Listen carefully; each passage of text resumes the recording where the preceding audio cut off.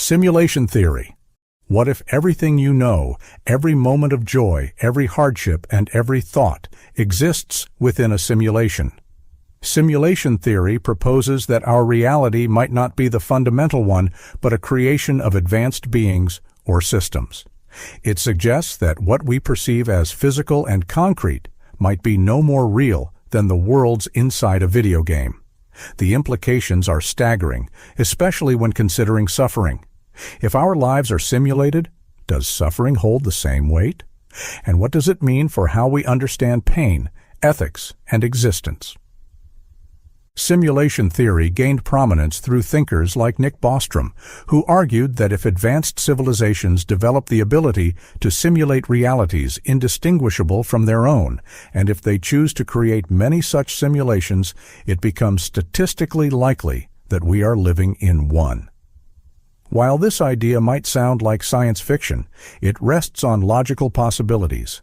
The future development of computing power, the motivations of simulated beings, and the indistinguishability of simulated experiences from real ones. If we are indeed living in a simulation, the nature of suffering becomes deeply complicated.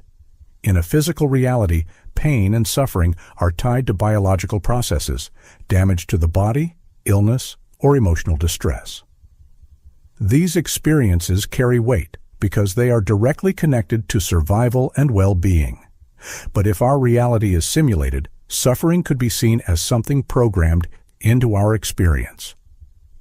This raises the unsettling question: is suffering necessary in a simulated world, or is it intentionally designed into the system?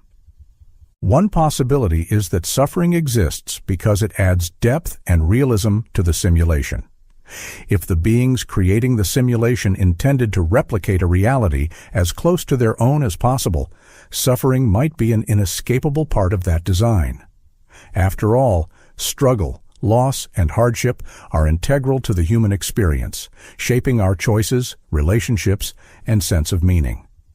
Without suffering, life might lack the contrast that makes joy and fulfillment meaningful. In this sense, suffering could be viewed as a deliberate feature of the simulation, not a flaw. Another perspective is that suffering, but whether we could serve an entirely different purpose, one unknown to us. If we are part of an experiment or a study conducted by the beings who created the simulation, suffering might be a variable they are observing. It could help them understand how simulated beings respond to adversity, or how systems of morality and resilience develop under challenging conditions. In this scenario, our pain might have meaning, but not one we can comprehend within the limits of the simulation. This leads to profound ethical questions about the beings or entities running the simulation. If they have the power to eliminate suffering, are they morally obligated to do so? In human terms, creating a world filled with pain might seem cruel. Yet it's also possible that the creators see the simulation differently, as something akin to art, a learning tool, or a system that transcends human notions of morality.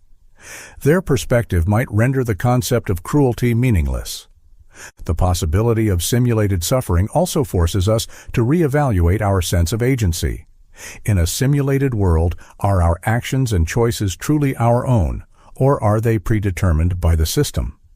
If suffering is pre-programmed, do we have any responsibility for how we experience it or how we alleviate the suffering of others?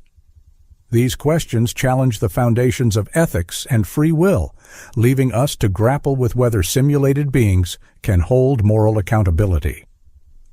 For those who find simulation theory plausible, the implications for how we approach suffering in daily life are complex. On one hand, viewing suffering as part of a simulation might diminish its emotional impact.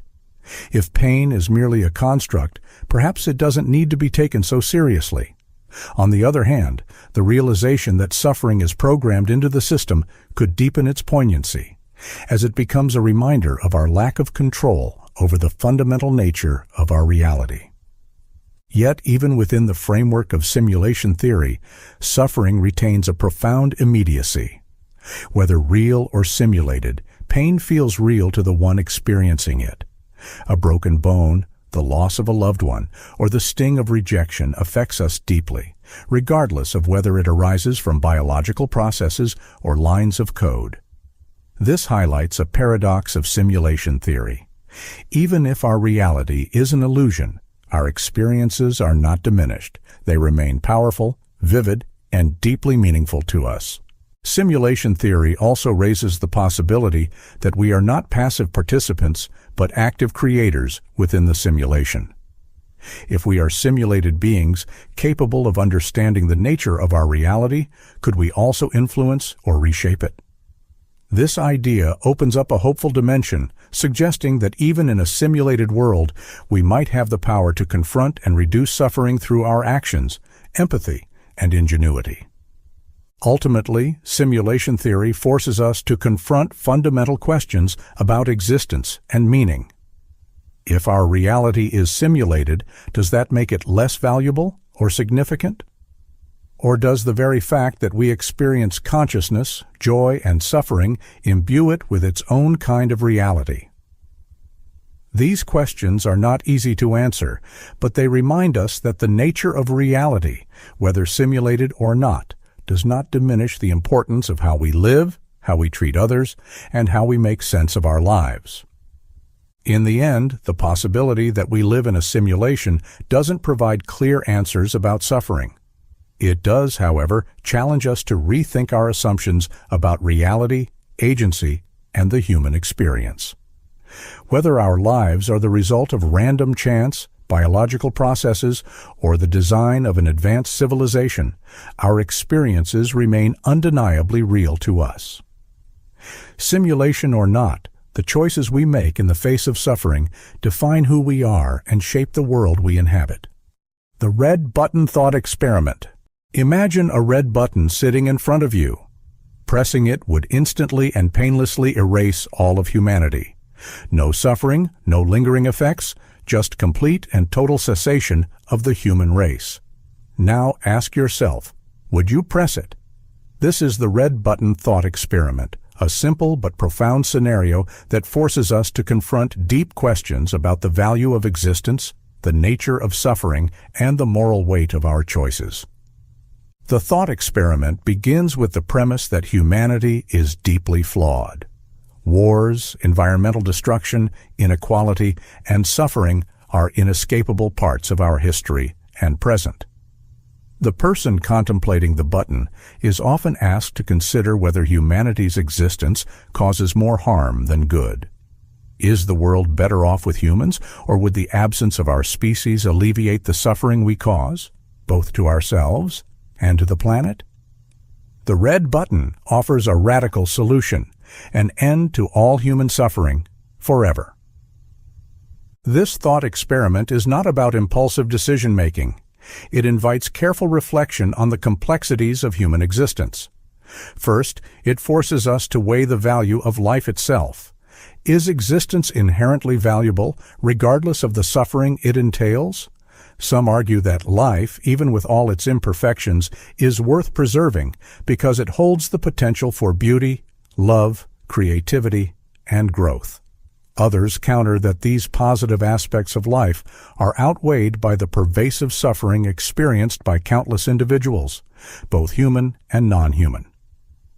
To grapple with the red button, one must also consider the nature of suffering. Some philosophers, like Arthur Schopenhauer, have argued that life is primarily a cycle of desire and dissatisfaction, where fleeting moments of happiness are overshadowed by pain and struggle. From this perspective, the red button might seem like an act of mercy, ending the perpetual churn of suffering. However, others see suffering as an intrinsic part of existence, a force that gives depth and meaning to life. Without suffering, would we truly appreciate joy, love, or achievement? Another layer of the thought experiment explores the ethics of making such a decision for humanity as a whole.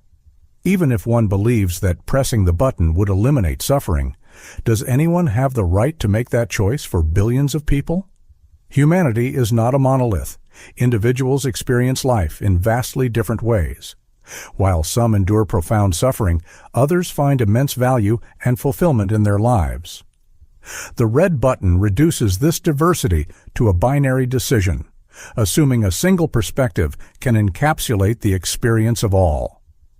There's also the question of hope. Humanity, despite its flaws, has shown remarkable resilience and capacity for change. Scientific advancements, social progress, and acts of compassion demonstrate that we are capable of addressing our problems and improving the world. Pressing the button would erase not only humanity's suffering, but also its potential. Could we ever justify ending the possibility of a brighter future, even in the face of current hardships? For those who lean toward pressing the button, environmental considerations often play a significant role. Humans have caused immense harm to the planet, driving species to extinction, polluting ecosystems, and altering the climate. Without humanity, the Earth might recover, returning to a state of natural balance. But this raises a further question. Does the planet itself have intrinsic value, independent of human perception? If humanity is gone, who will witness or appreciate the Earth's restoration? And does that matter? The thought experiment also invites us to examine our own biases and emotions. For some, the urge to press the button might stem from personal despair or frustration with humanity's failings. For others, the decision to abstain may be rooted in an instinctive aversion to causing harm, even hypothetically. The red button exposes the tension between reason and emotion, challenging us to think critically about our motivations and values. A compelling twist to the experiment is the possibility that the red button is an illusion, a test designed not to be pressed. In this interpretation, the presence of the button itself is a challenge to humanity's self-awareness and ethical reasoning.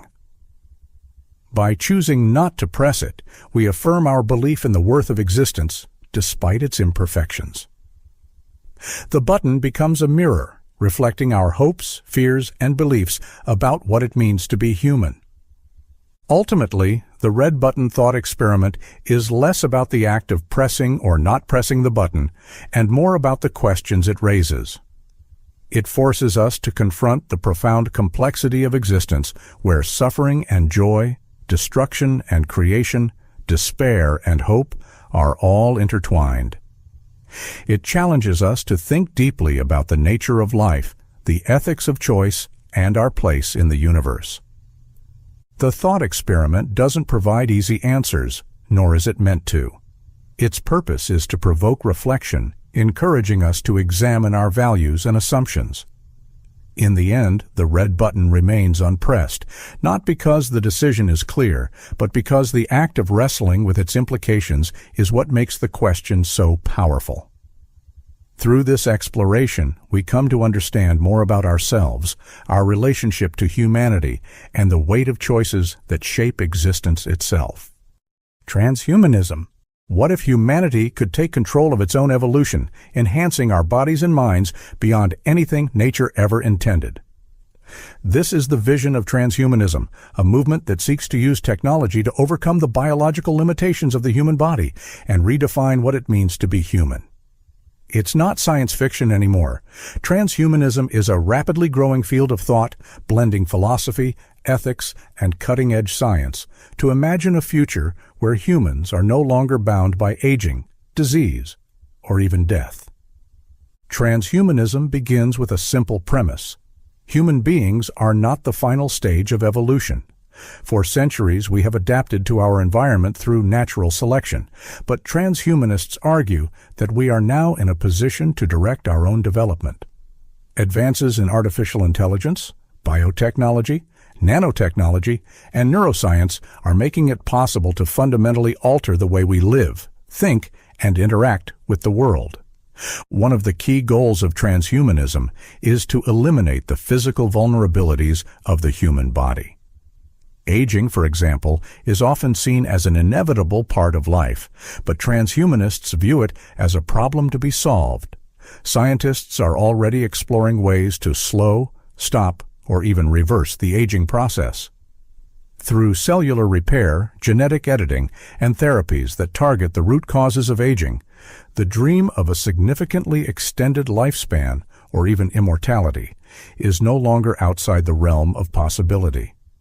Disease is another frontier. Modern medicine has already made incredible strides in treating illnesses, but transhumanism envisions a world where diseases like cancer, Alzheimer's, and heart disease are entirely eradicated. Gene editing tools like CRISPR are being used to correct genetic defects and strengthen immunity, while advances in prosthetics and bioengineering are enabling the replacement of damaged organs and tissues with more durable, efficient alternatives. Transhumanism is not just about physical enhancement. It also seeks to expand human intelligence and cognitive capabilities. Brain-computer interfaces, for instance, are being developed to allow direct communication between our minds and machines. This technology could enhance memory, improve problem-solving abilities, and even enable new forms of creativity and expression.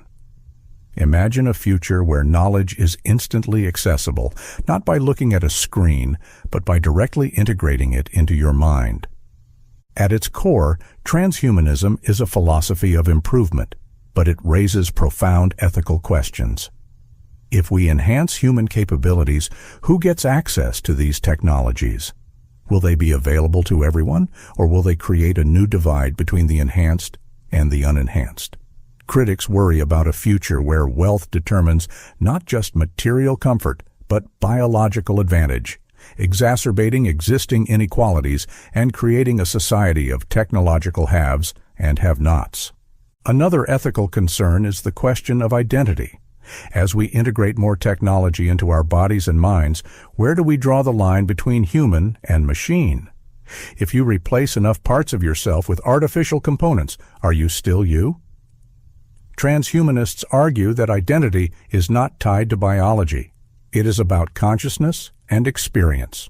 Yet this view challenges long-held notions of what it means to be human and forces us to reconsider the boundaries of personhood.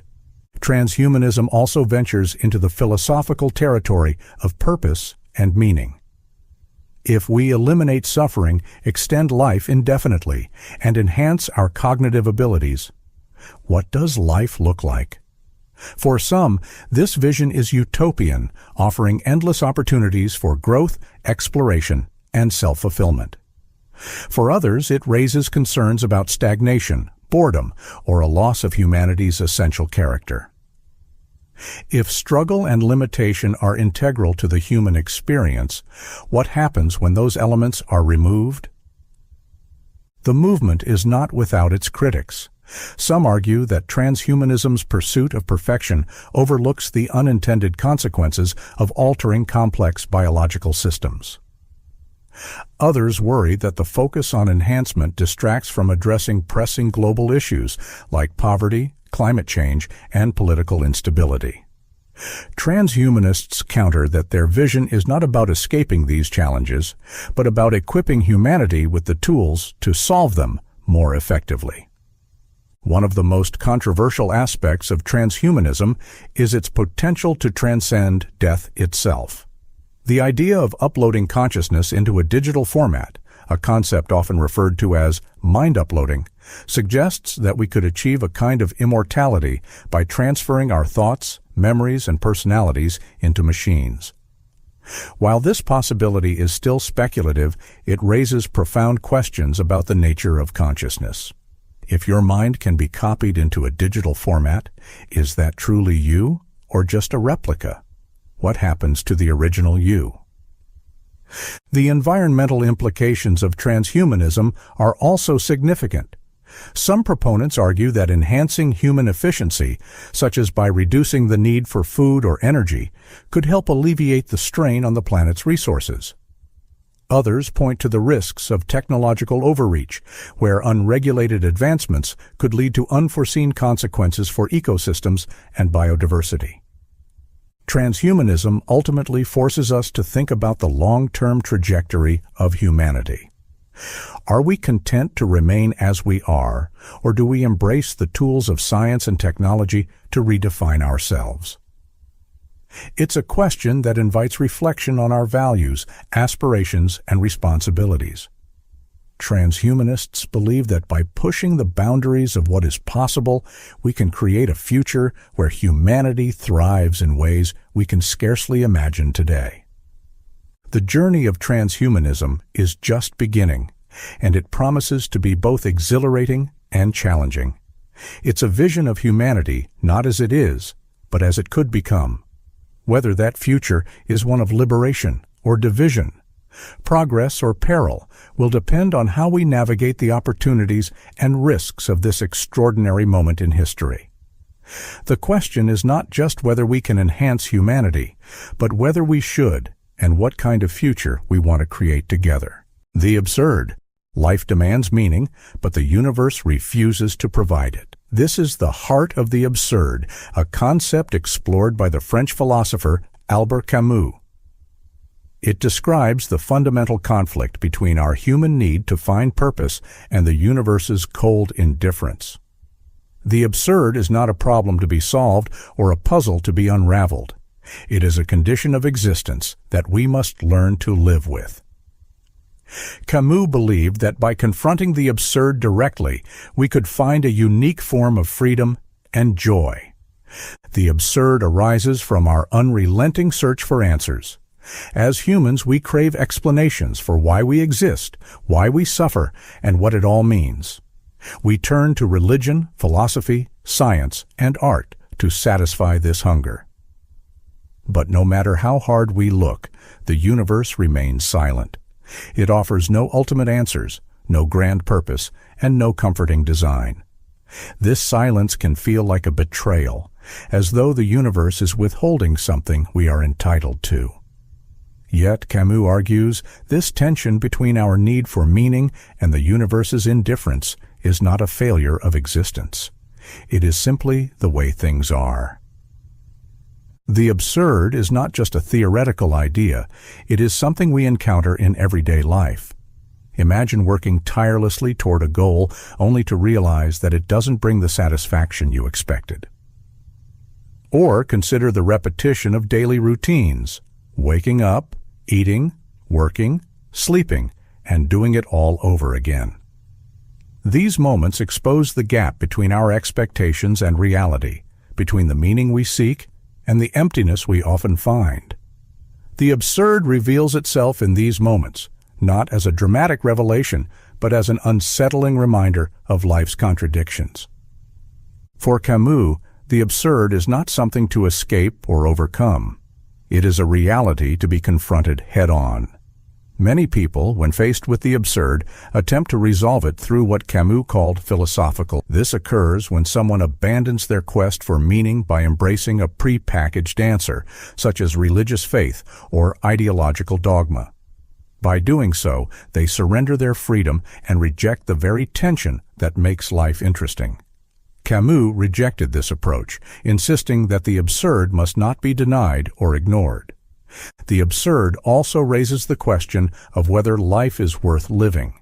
If there is no ultimate purpose, why bother with existence at all? Camus called this the only serious philosophical question. His response was not resignation or despair, but defiance. He argued that the absence of meaning does not diminish the value of life. Instead, it gives us the freedom to create our own meaning.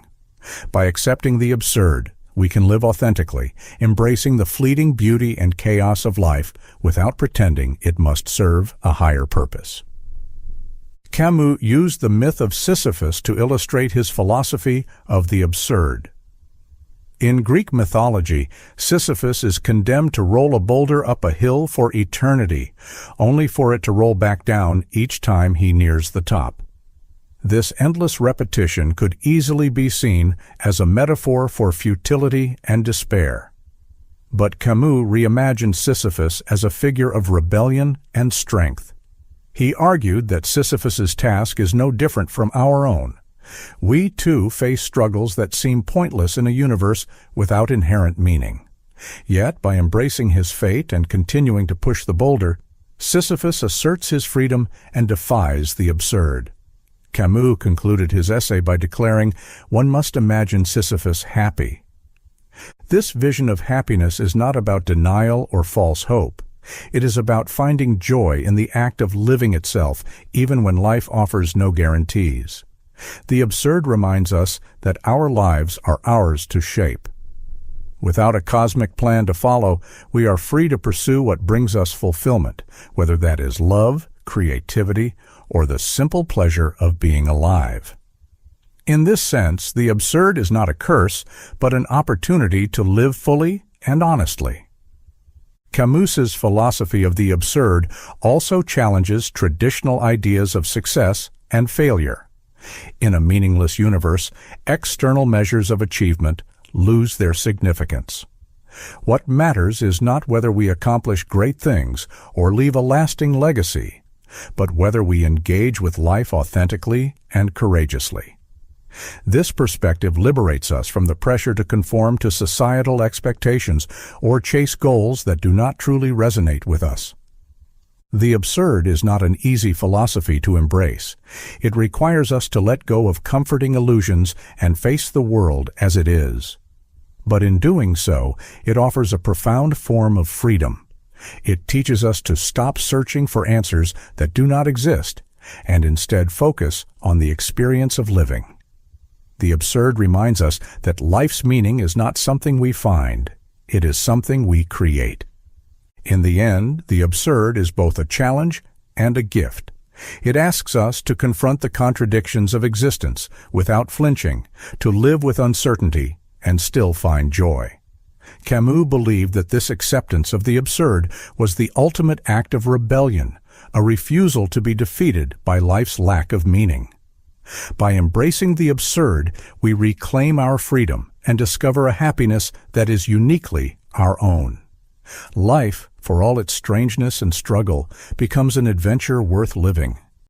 The paradox of freedom. Freedom is the ultimate aspiration of humanity, yet it is often burdened with contradictions.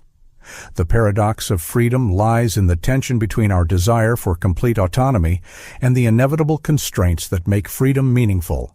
It's a concept that has perplexed philosophers, writers, and thinkers throughout history, revealing that freedom is not as simple as it seems. Imagine a world where you could do absolutely anything. No laws, no expectations, no responsibilities. At first, it might sound exhilarating, but it quickly becomes overwhelming. Without structure or boundaries, choices lose their significance. If everything is permissible, nothing feels truly meaningful. This is the paradox. Absolute freedom can feel like no freedom at all. For freedom to matter, it must exist within limits. This paradox becomes clearer when we examine the relationship between freedom and responsibility. To be free is to have choices, but with choices come consequences. True freedom means owning those consequences, yet the weight of responsibility can feel restrictive. The more freedom we have, the more responsibility we bear, creating a delicate balance. For example, when a society grants individuals the freedom to speak and act as they wish, it must also establish systems of accountability to prevent harm. These rules, though they may appear to limit freedom, are what enable it to thrive. Philosophers like Jean-Paul Sartre explored this tension through existentialism, emphasizing the burden of freedom. Sartre argued that humans are condemned to be free, meaning that we are forced to confront the full weight of our choices without the comfort of predetermined paths. This absolute freedom can feel paralyzing. If everything is a choice, how do we know what is right or meaningful? Sartre believed that the answer lies in creating our own values, but this process is neither easy nor comforting. Freedom, in this sense, is both empowering and terrifying. Another layer of the paradox emerges when we consider freedom in the context of relationships and society. Humans are inherently social beings, and true freedom cannot exist in isolation. Yet our interactions with others inevitably involve compromise. To live in harmony, we must sometimes limit our own freedom for the sake of others. This tension is evident in debates about laws and governance. While laws restrict individual behavior, they also create the stability necessary for collective freedom. Without laws, society would descend into chaos, where the strong dominate the weak, and true freedom becomes impossible for most. Freedom also interacts with desire in paradoxical ways. When people think of freedom, they often imagine the ability to fulfill their desires without interference. But desires themselves can become a form of bondage. Addiction, obsession, or even the relentless pursuit of success can trap us in cycles of dependency, eroding our sense of autonomy. In this way, unrestrained freedom to follow our impulses can lead to a loss of deeper freedom, the ability to act in alignment with our true selves. This idea is central to the philosophy of Stoicism, which teaches that true freedom comes not from external circumstances, but from mastery over our internal states. By cultivating self-discipline and focusing on what is within our control, we free ourselves from being enslaved by external events or emotions. For the Stoics, freedom is not the absence of constraints, but the ability to navigate them with wisdom and integrity. The paradox of freedom also manifests in the modern world's obsession with choice. We live in an era of unprecedented options, endless career paths, products, and lifestyles. But this abundance of choice can lead to decision fatigue and dissatisfaction. Psychologists have found that too many options often make people feel less satisfied with their choices, as they constantly wonder if a better option was left behind. In this way, the pursuit of unlimited freedom can paradoxically make us feel trapped, uncertain, and unfulfilled. Cultural and historical contexts further complicate the paradox. In many societies, freedom has been framed as liberation from oppression, whether political, economic, or social. Yet, even in the pursuit of liberation, new structures of power and control often emerge. Revolutions that overthrow tyrannical regimes sometimes replace them with equally oppressive systems, revealing that the pursuit of freedom is fraught with unintended consequences. The desire for freedom can lead to its very erosion. On a more personal level, the paradox of freedom plays out in our relationships with ourselves. We often think of freedom as doing whatever we want, but sometimes what we want in the moment conflicts with our long-term goals. Discipline and self-restraint might feel like limitations, but they are often what enable us to achieve meaningful freedom over time. A musician who practices for hours every day may sacrifice leisure, but that discipline allows them the freedom to express themselves fully through their art. Similarly, choosing to adhere to certain principles or commitments can provide a sense of purpose that unrestrained freedom cannot. The paradox also challenges how we view progress. Technological advancements often promise greater freedom to communicate, travel, and access information. Yet these same technologies can become tools of surveillance, distraction, or dependence. Social media, for instance, offers freedom of expression, but can also trap us in echo chambers or addictive behaviors. The tools we create to liberate ourselves can become the very chains that bind us. Ultimately, the paradox of freedom forces us to confront the complexity of human existence. Freedom is not about the absence of constraints, but about finding balance within them. It is about recognizing that boundaries and responsibilities are not the enemies of freedom, but its foundation. True freedom is not infinite choice or unrestrained action. It is the ability to live in alignment with our values, to navigate life's constraints with purpose, and to find meaning in the delicate balance between autonomy and connection. The paradox of freedom is not a problem to be solved, but a reality to be embraced. It challenges us to think deeply about what we value, how we live, and what it truly means to be free. Far from diminishing freedom, this paradox enriches it, reminding us that the most profound forms of liberty come not from escaping limitations, but from understanding and working within them.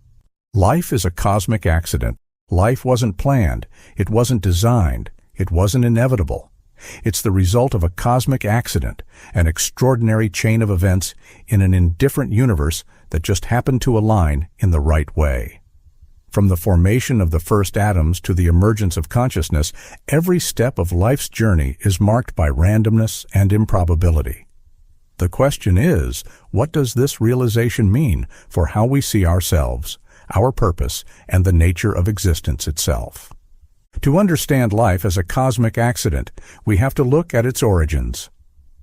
Around 13.8 billion years ago, the Big Bang marked the beginning of the universe. From an unimaginably small and hot point, space, time, and matter began to unfold. In these early moments, chaos reigned. Particles collided, energy flowed, and over time, atoms formed. Eventually, gravity began to pull these atoms together, creating stars and galaxies. This process was not directed or purposeful. It was driven by the laws of physics and the blind forces of nature. Within the swirling chaos of the universe, one star, a relatively ordinary star in a relatively ordinary galaxy, formed about 4.6 billion years ago. Around it, debris left over from its creation coalesced into planets. On one of these planets, Earth, a unique set of conditions came together: a stable orbit, a protective atmosphere, and a temperature range that allowed liquid water to exist. Again, there was no intention behind this. It was a convergence of chance and physics, a cosmic lottery that Earth happened to win. Life began in the oceans, likely as simple organic molecules formed and interacted under specific conditions. These molecules eventually gave rise to self-replicating structures, the first primitive forms of life. From there, evolution took over, a process that itself is based on randomness. Mutations occur by chance, and only those that offer some survival advantage persist. Over billions of years, this process led to the incredible diversity of life we see today, including us, conscious beings capable of reflecting on our own existence. But here's the catch. None of this had to happen. If the Big Bang had been slightly different, if the Earth's orbit were slightly closer to or farther from the Sun, if a single mutation in our evolutionary history hadn't occurred, we wouldn't be here. The conditions that allowed for life, and especially intelligent life, are so improbable that they can feel almost miraculous. Yet there is no evidence to suggest that any guiding force or higher purpose was involved. It's all the result of natural processes and countless coincidences. This realization can be both awe-inspiring and unsettling. On the one hand, it underscores how extraordinary our existence is. The odds of life arising, let alone intelligent life, capable of contemplating its own origins, are astronomically low. On the other hand, it suggests that we are not central to the universe's story. The cosmos existed for billions of years before us and will continue for billions more after we're gone. Our lives, our struggles, and even our civilizations are fleeting in the grand scheme of things. For some, this perspective raises questions about meaning. If life is an accident, does that mean it's meaningless? If the universe is indifferent to our existence, does that make everything we do pointless? These are deeply personal questions, and different thinkers have approached them in different ways. For existentialist philosophers, the absence of inherent meaning is not a problem, but an opportunity. They argue that meaning is something we create, not something we are given. The fact that life has no predetermined purpose frees us to define our own. Scientists, too, find inspiration in the accidental nature of life. Rather than diminishing its value, the randomness of existence highlights how remarkable it is. Carl Sagan, for example, famously described humans as star stuff, emphasizing that the elements in our bodies were forged in the hearts of dying stars. For Sagan, this connection to the cosmos was a source of wonder and humility. It reminded us that while we may be small, we are also deeply tied to the universe that created us. Life as a cosmic accident also challenges us to rethink our relationship with the world around us. If we are the result of chance, so is every other living thing. This perspective can foster a sense of kinship with all forms of life, from the tiniest microbe to the largest whale. It reminds us that we are not separate from nature, but a part of it, a fleeting expression of the same processes that created the stars and galaxies. At the same time, this view can make us more aware of our responsibility. Life on Earth is fragile, and its continued existence depends on choices we make as a species. Understanding how improbable and precious life is can motivate us to protect it, not because of any higher purpose, but because we recognize its intrinsic value. Ultimately, seeing life as a cosmic accident invites us to embrace uncertainty. It asks us to let go of the idea that the universe owes us answers or guarantees. Instead, it challenges us to find beauty and meaning in the randomness of existence. Our lives may not have been planned, but they are ours to live. And in a universe indifferent to our presence, the very act of living, of caring, of wondering, becomes a profound expression of what it means to exist. Existential nihilism. Life has no inherent meaning. The universe doesn't care about us, and everything we strive for, success, love, knowledge, eventually dissolves into nothingness.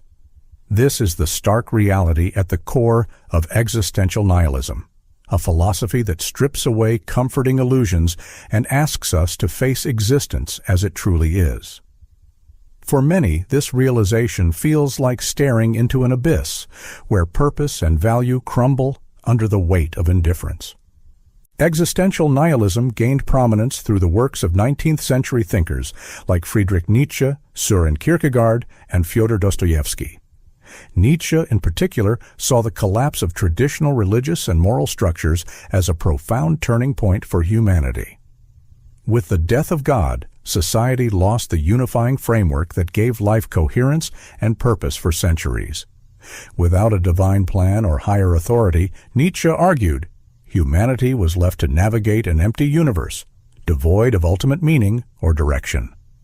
This absence of inherent meaning doesn't just apply to grand questions about existence, it permeates the minutiae of life. The work we do, the relationships we form, the goals we chase, none of these have intrinsic value beyond what we assign to them. To the existential nihilist, this is not a matter of pessimism or despair. It is a reflection of reality. The universe operates according to its own indifferent laws, and any meaning we find in life is purely a human construction. Jean-Paul Sartre, an existentialist philosopher often associated with nihilistic ideas, offered a unique perspective on this void. He argued that the lack of inherent meaning in life is not a problem to be solved, but a condition to be accepted. Sartre believed that human beings are condemned to be free, meaning that in the absence of a predetermined purpose, we have the ultimate responsibility to create our own values and meaning. This freedom, while exhilarating, is also deeply unsettling. It places the burden of defining our lives squarely on our shoulders, with no external guide to follow. For many, existential nihilism evokes a sense of despair. If life has no objective meaning, why bother with anything at all? This question has haunted humanity for centuries, giving rise to what is often called the existential crisis, a profound confrontation with the emptiness of existence. But not all who grapple with nihilism succumb to despair. Some find a strange liberation in acknowledging life's lack of inherent purpose. By rejecting imposed meanings, they feel free to live authentically, without the weight of societal expectations or the need to conform to arbitrary standards. This freedom, however, comes with its challenges. Without a universal framework, how do we determine what is good or bad, worthwhile or wasteful? Nihilism doesn't provide clear answers. It doesn't tell us how to live or what to value. Instead, it forces us to confront our own capacity for meaning-making. For some, this leads to a deeper appreciation of life's fleeting moments. A sunset, a shared laugh, a quiet walk, precisely because they are temporary and unbound by cosmic significance. Critics of existential nihilism often accuse it of being overly bleak, even destructive. They argue that a worldview devoid of meaning can lead to apathy, selfishness, or moral chaos. Yet many philosophers and artists have used nihilism as a starting point for profound creativity and insight. Fyodor Dostoevsky's novel The Brothers Karamazov explores the moral implications of a world without God, asking whether humanity can maintain morality without divine authority. Albert Camus, while not strictly a nihilist, engaged with similar themes in his concept of the absurd, the tension between our desire for meaning and the universe's indifference. Camus famously asked whether life is worth living in the face of this absurdity. His answer was not to abandon life, but to embrace its contradictions. In works like The Myth of Sisyphus, he argued that we must imagine Sisyphus condemned to endlessly roll a boulder up a hill, as happy. The act of living, of continuing despite the lack of ultimate meaning, becomes an act of rebellion against the void. Existential nihilism doesn't offer solutions or solace. It doesn't promise a brighter future or a hidden truth waiting to be discovered. Instead, it strips away illusions, challenging us to confront the stark reality of existence and decide what to do with it. For some, this confrontation is paralyzing. For others, it is a call to create, to act, and to live as fully as possible in the face of life's impermanence. In the end, existential nihilism leaves us with a paradox. By denying inherent meaning, it forces us to recognize the immense power we have to shape our own lives. The absence of cosmic purpose doesn't negate the value of existence. It shifts the focus to the here and now, to the choices we make and the relationships we form. It is both a burden and a gift, a reminder that while the universe may be indifferent, our lives are ours to define. The problem of suffering. Why does suffering exist? If we live in a world capable of producing beauty, joy, and love, why is it also filled with pain, loss, and cruelty? This question, known as the problem of suffering, has haunted humanity for centuries. It challenges our understanding of existence, morality, and even the nature of the universe itself. At its core, the problem of suffering is not just about why suffering occurs, but what it means and how we should respond to it.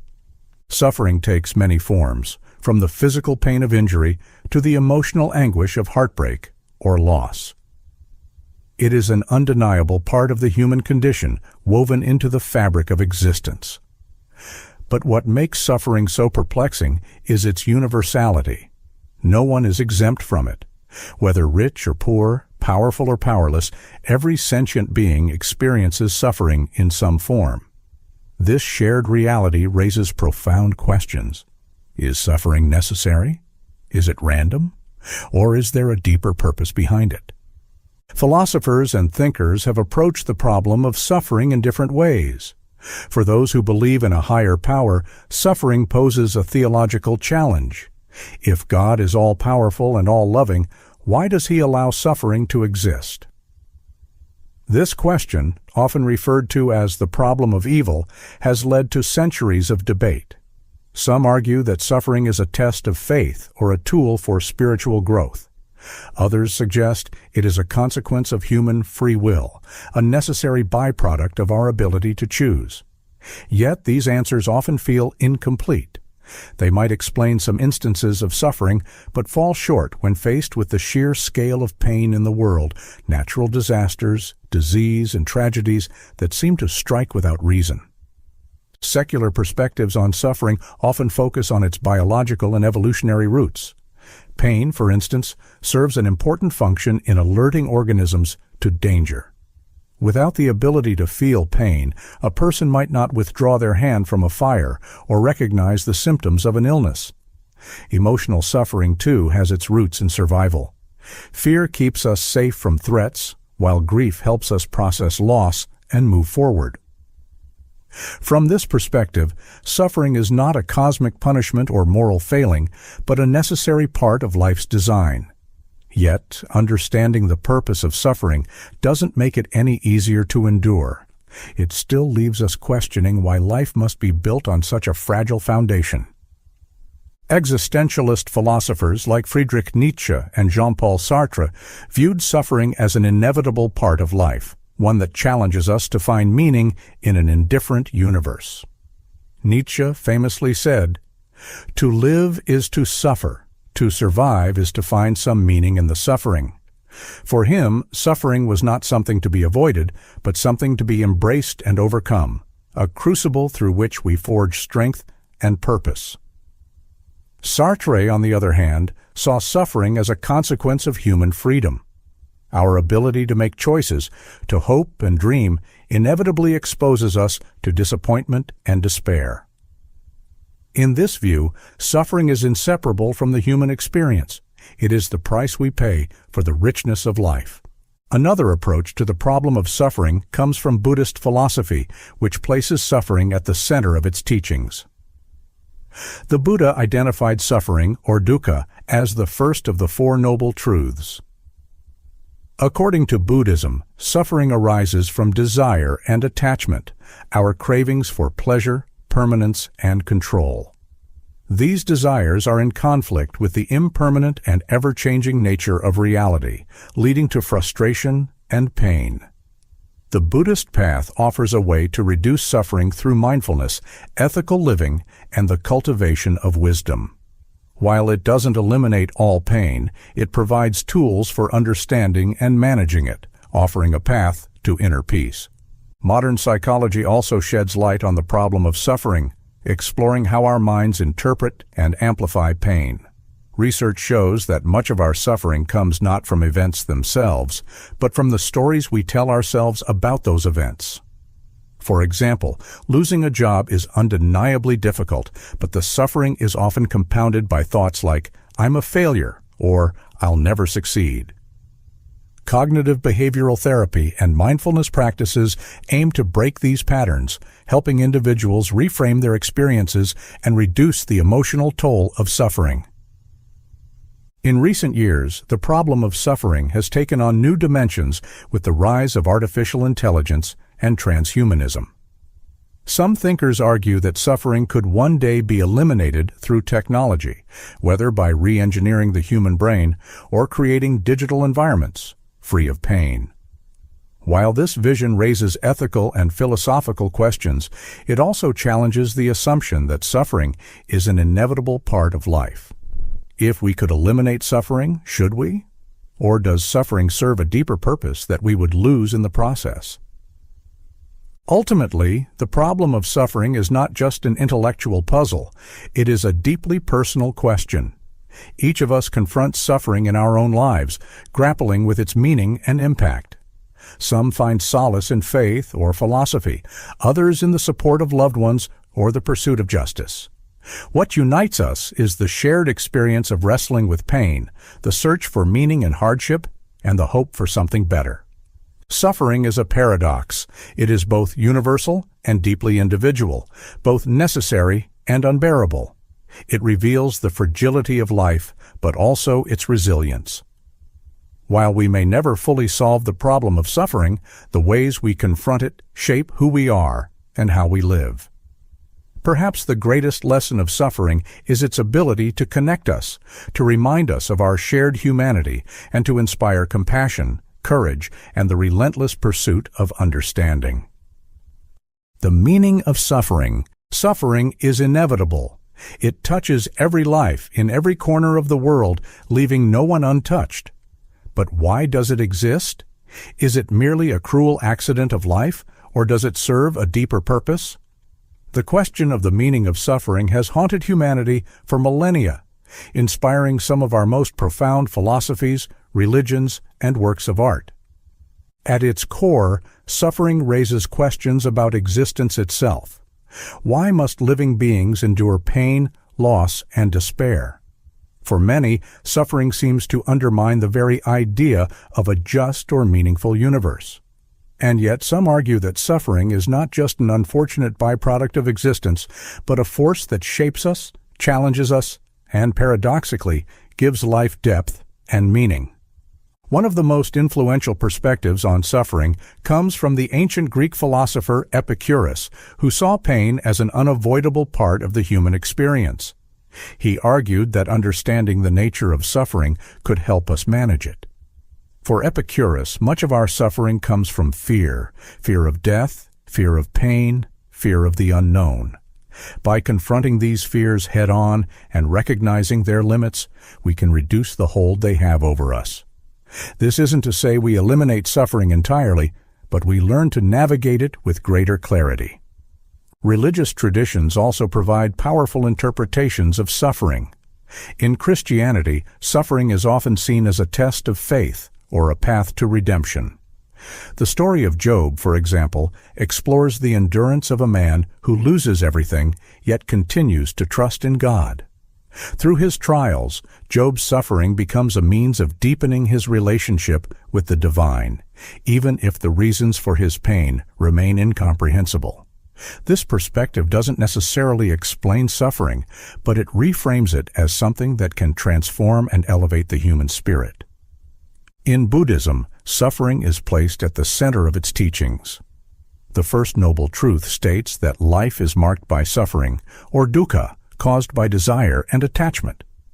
This suffering is not seen as punishment, but as a natural consequence of craving permanence in an impermanent world. The Buddha's path to enlightenment offers a way to transcend suffering, not by avoiding it, but by understanding its roots and learning to let go. This approach views suffering as a teacher, guiding us toward insight and liberation. For existentialist philosophers like Friedrich Nietzsche, suffering is an essential part of growth and self-discovery. Nietzsche famously declared, "That which does not kill us makes us stronger." He believed that suffering was not to be avoided, but embraced as a source of strength and creativity. Life's greatest challenges, he argued, force us to confront our limitations and push beyond them, transforming pain into power. To Nietzsche, suffering was not just a condition to endure, but a force that could fuel human greatness. But not everyone agrees that suffering has meaning. For many nihilists, suffering is simply a fact of life, random, meaningless, and indifferent. It has no deeper purpose, no cosmic justification. This perspective can be both freeing and unsettling. On the one hand, it absolves us of the need to find meaning in our pain. On the other, it leaves us with the daunting task of facing suffering without the comfort of larger narratives. Nihilism challenges us to create our own meaning in a universe that offers none. Modern psychology offers yet another perspective, focusing on how humans process and respond to suffering.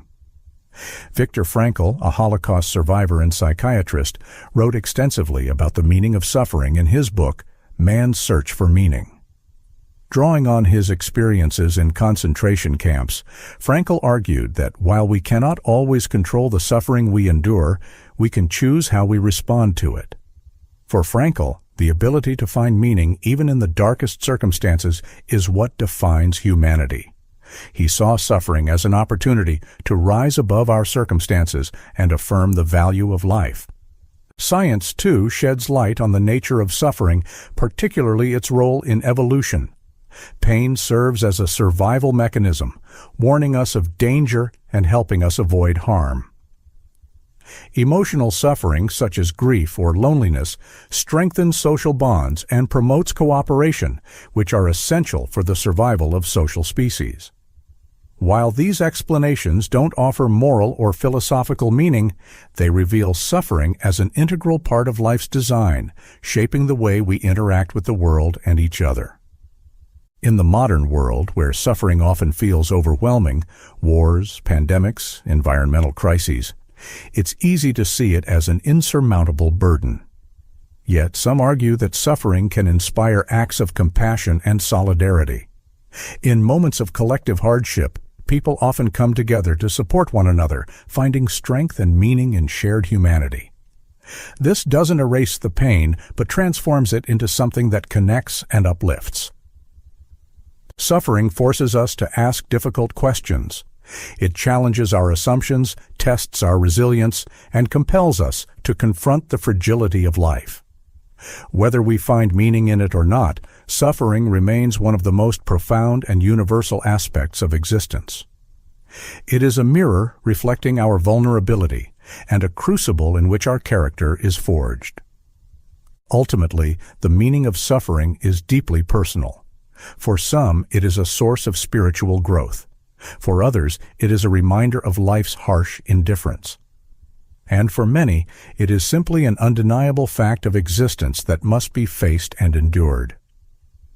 What unites all these perspectives is the recognition that suffering, though painful, is an integral part of being alive. In understanding it, we come closer to understanding ourselves and the complex, fragile, and extraordinary experience of life. Philosophical pessimism. Life is inherently filled with struggle, suffering, and unfulfilled desires.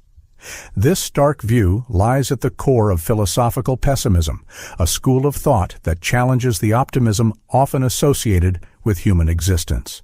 Philosophical pessimism doesn't aim to depress or discourage, but to confront life's harsh realities with honesty. It invites us to question our assumptions about progress, happiness, and the meaning of life itself. The foundations of philosophical pessimism are often traced back to the German philosopher Arthur Schopenhauer.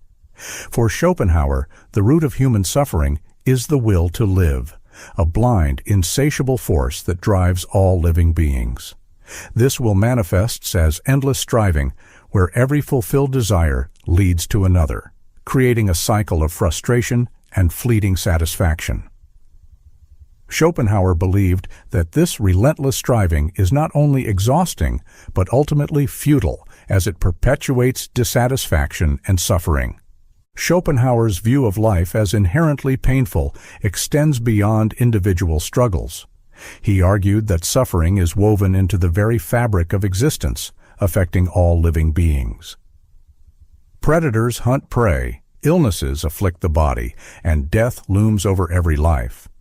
While moments of happiness or pleasure exist, they are temporary and often come at the expense of others. Schopenhauer viewed these fleeting joys not as evidence of life's value, but as brief respites in an otherwise grim reality. Another influential voice in philosophical pessimism is Friedrich Nietzsche, who, while often associated with existentialism, also grappled with pessimistic ideas. Nietzsche challenged Schopenhauer's resignation to life's suffering by proposing a philosophy of affirmation. He acknowledged the harshness of existence, but argued that we must embrace life's struggles and chaos as essential parts of being alive. For Nietzsche, the recognition of life's difficulties doesn't demand despair. It calls for a reevaluation of how we confront and interpret those difficulties. Philosophical pessimism also finds resonance in the works of Romanian philosopher Emil Cioran, who took a deeply personal approach to the theme of suffering. Cioran's writing is filled with reflections on the absurdity of existence, the inevitability of death, and the fragility of human aspirations.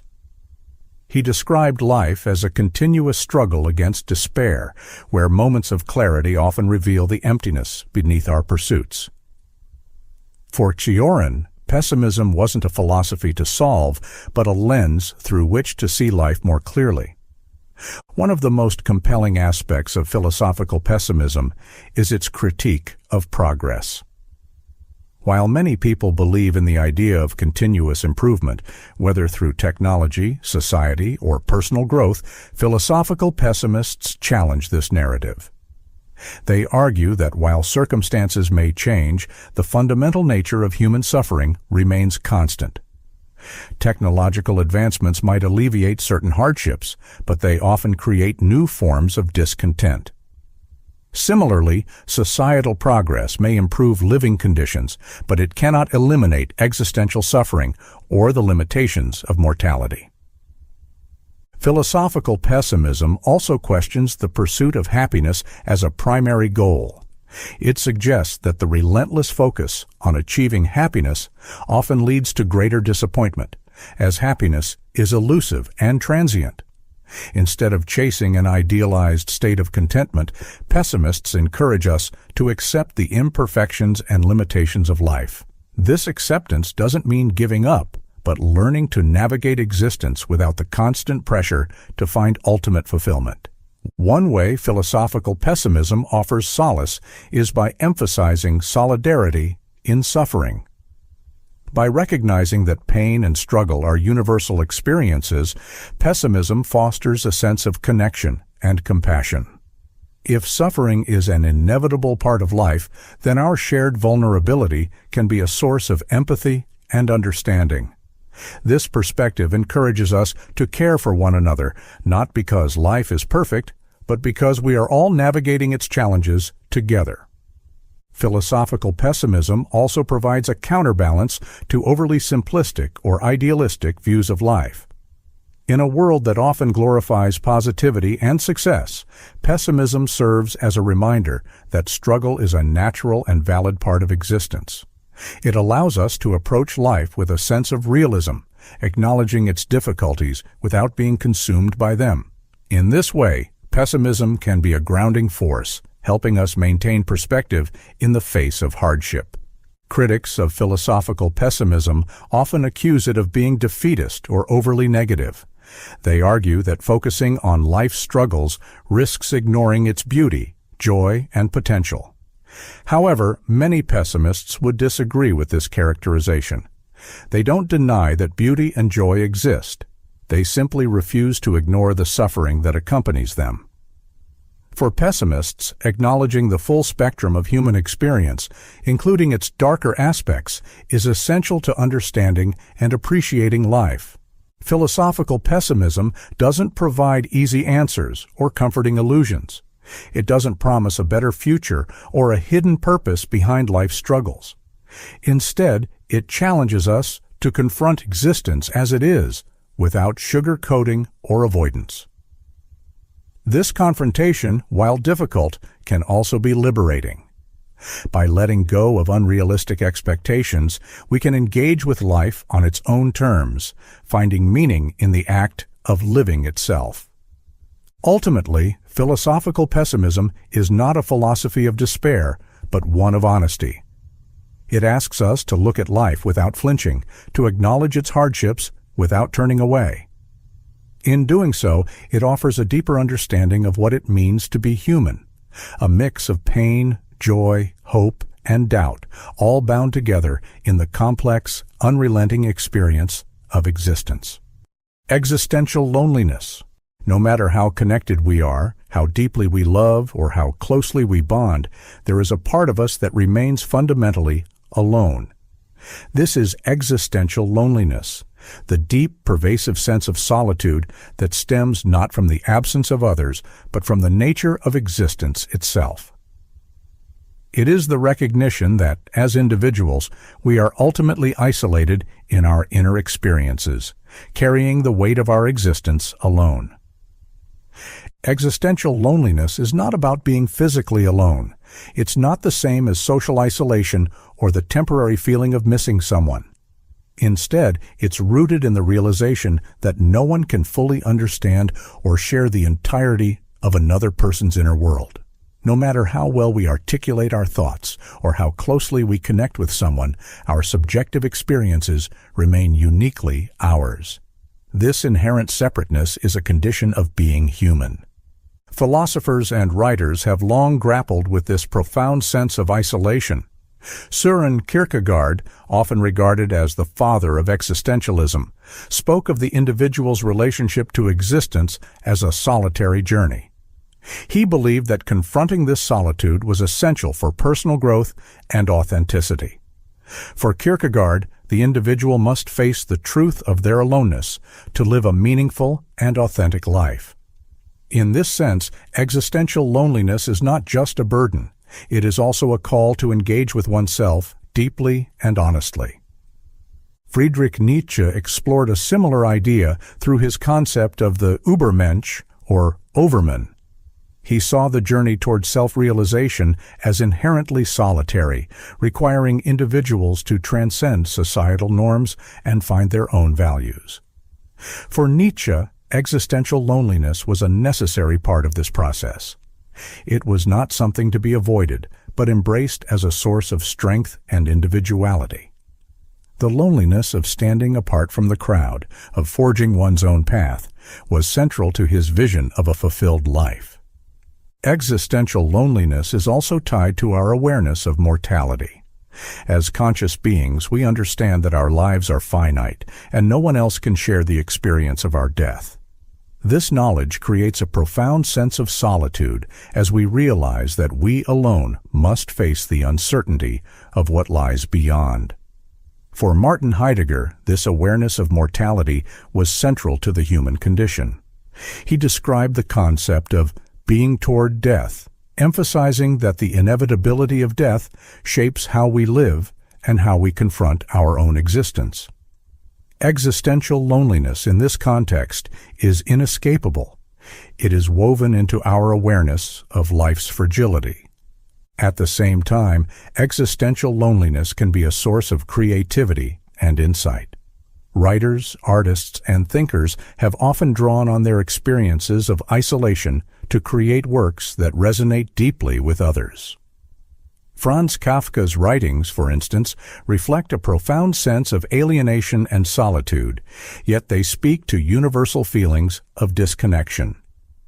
This paradox highlights one of the unique aspects of existential loneliness. While it is deeply personal, it is also a shared human experience. In acknowledging our isolation, we find a strange form of connection with others who feel the same. Existential loneliness also raises questions about the nature of relationships. Can we ever truly know another person, or are our connections ultimately limited by the boundaries of our own subjectivity? Jean-Paul Sartre explored this tension in his existential philosophy, particularly in his play, No Exit. He argued that while we crave connection, we often misunderstand or objectify others in our attempts to bridge the gap between ourselves and them. For Sartre, the struggle to connect authentically is an inevitable part of the human condition. Yet existential loneliness is not necessarily something to overcome or fix. Many existentialists see it as an opportunity to confront the deeper truths of life. By acknowledging our aloneness, we are forced to grapple with questions of meaning, purpose, and identity on our own terms. This can be a source of anxiety, but it can also lead to profound self-discovery and growth. In this way, existential loneliness is both a challenge and a gift. It pushes us to seek understanding and authenticity in a world that often feels disconnected. Modern psychology has also explored the impact of existential loneliness on mental health and well-being. Some researchers argue that acknowledging and accepting this form of loneliness can be a pathway to resilience and self-acceptance. By understanding that existential loneliness is a natural part of life, we can move away from feelings of inadequacy or despair and focus on building meaningful connections with others. These connections may not erase our loneliness, but they can provide comfort and a sense of shared humanity. Existential loneliness is a reminder of both the limits and the richness of human experience. It forces us to face the fact that no one else can live our lives for us, think our thoughts, or feel our feelings. But it also reminds us of the value of connection, empathy, and understanding. While we may never fully bridge the gap between ourselves and others, the attempt to do so is what makes relationships meaningful. In the end, existential loneliness is neither entirely good nor entirely bad. It is simply part of what it means to be human. It challenges us to look inward, to confront our fears and uncertainties, and to find our own paths in a complex and often confusing world. By embracing our aloneness, we can learn to live with greater authenticity and openness, finding meaning not in escaping loneliness, but in facing it with courage and compassion. Misanthropy in philosophy. Humanity is flawed, perhaps so flawed that some philosophers have questioned whether it deserves its place in the world. Misanthropy, or the distrust and critique of humanity, has long been a theme in philosophy, challenging our understanding of ourselves, our values, and our impact on the world. It is not about hating individual people, but about questioning the collective nature of humanity, its tendencies, choices, and the consequences of its actions. Philosophical misanthropy is not simply cynicism or bitterness. It is a serious critique of human nature. It examines the ways in which humanity falls short of its ideals, often focusing on the harm we inflict on ourselves, others, and the planet. For thinkers like Arthur Schopenhauer, misanthropy stemmed from a deep skepticism about human behavior. Schopenhauer saw humanity as driven by the will to live, a blind, insatiable force that leads to constant striving, competition, and suffering. He argued that human beings, far from being rational or virtuous, are largely governed by selfishness and irrational desires. Friedrich Nietzsche, another pivotal figure, approached misanthropy differently. While Nietzsche criticized humanity for its herd mentality and its tendency to cling to comfort and mediocrity, he did not reject humanity outright. Instead, he saw these flaws as challenges to overcome. Nietzsche's misanthropy was not a dismissal of humanity, but a call for transformation, a demand that we confront our limitations and strive to become better versions of ourselves. Philosophical misanthropy often emerges from a sense of disappointment. The ancient Greek philosopher Diogenes of Sinope, a key figure in cynicism, is remembered for his sharp critiques of human hypocrisy and vanity. He is said to have wandered the streets with a lantern, searching for an honest man. Diogenes rejected the social conventions and materialism of his time, believing that humanity's pursuit of wealth, power, and status had corrupted its moral character. His misanthropy wasn't rooted in hatred, but in frustration with humanity's failure to live authentically and virtuously. Jean-Jacques Rousseau, a more hopeful thinker, also expressed misanthropic ideas in his critique of civilization. Rousseau believed that humanity was inherently good in its natural state, but had been corrupted by society. He argued that the pursuit of progress and modernity had alienated people from their true nature, leading to inequality, greed, and moral decay. While Rousseau's misanthropy was directed at the collective flaws of civilization, it carried an underlying belief in the possibility of redemption through a return to simplicity and connection with nature. Modern misanthropic philosophy often focuses on humanity's impact on the planet. Environmental philosophers like Arne Naess and thinkers associated with the deep ecology movement argue that humanity's exploitation of nature reflects a dangerous anthropocentrism. This perspective sees humanity as a destructive force, prioritizing its own interests at the expense of other species and ecosystems. While not all environmentalists are misanthropes, this critique of humanity's role in ecological crises aligns with misanthropy's broader distrust of human behavior. Misanthropy can also take an existential turn, questioning whether humanity's existence has any inherent value. Émile Cioran, a 20th-century philosopher, wrote extensively about the absurdity and futility of human life. For Cioran, humanity's relentless pursuit of meaning often masked its deeper flaws, its arrogance, destructiveness, and inability to confront its limitations. Yet Cioran's work also reveals a dark humor and a recognition of the resilience and contradictions of the human condition. Critics of philosophical misanthropy often argue that it is overly harsh or dismissive of humanity's potential. They point to acts of kindness, creativity, and progress as evidence that humanity is capable of greatness. While misanthropy highlights humanity's failures, it risks overlooking its capacity for compassion, innovation, and resilience. However, many misanthropic philosophers would counter that their critique is not an absolute condemnation, but an attempt to confront uncomfortable truths. By acknowledging humanity's flaws, they argue, we can begin to address them. One of the most challenging aspects of misanthropy is its moral implications. If humanity is fundamentally flawed, what should we do about it? Should we strive to change, or should we accept our limitations? Philosophers like Nietzsche saw misanthropy as a call to action, urging humanity to overcome its weaknesses and embrace its potential. Others, like Schopenhauer, leaned toward resignation, viewing the flaws of humanity as inherent and unchangeable.